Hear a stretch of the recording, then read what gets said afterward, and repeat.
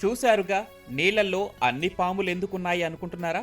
వీటిని సర్పాలనుకుంటే మీరు పొరబడినట్లే. పాము ఆకారంలో ఉండే వీటిని ఈల్ చేపలు అంటారు. ఇవి నీటిలో ఈదగలవు, నేల మీద పాకగలవు. ఇలాంటి చేప ఒకటి కనిపిస్తేనే మనం కళ్ళు పెద్దవి చేసి చూస్తాం. కానీ ఇక్కడ ఒకటి కాదు, రెండు కాదు, కృష్ణా నదిలో ఏకంగా వేల సంఖ్యలో కనిపించాయి. ఈ అరుదైన ఘట్టానికి కృష్ణా జిల్లా నాగాయలంక వేదికైంది.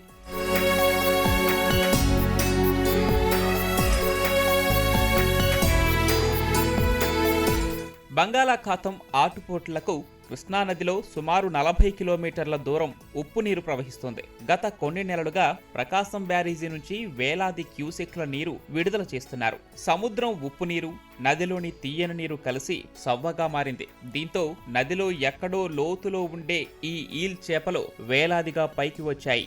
దివిసీమలోని అవనిగడ్డ, నాగాయలంక, కోడూరు మండలాల్లో కృష్ణమ్మ ఒడ్డున ఉన్న గ్రామాల్లో వలకట్టులో ఇవి పడుతుంటాయని మత్స్యకారులు చెబుతున్నారు. వీటిని జనం చాలా అరుదుగా తింటారని, ఎక్కువగా ఎండబెట్టి పీతలకు మేతగా వినియోగిస్తారని తెలిపారు.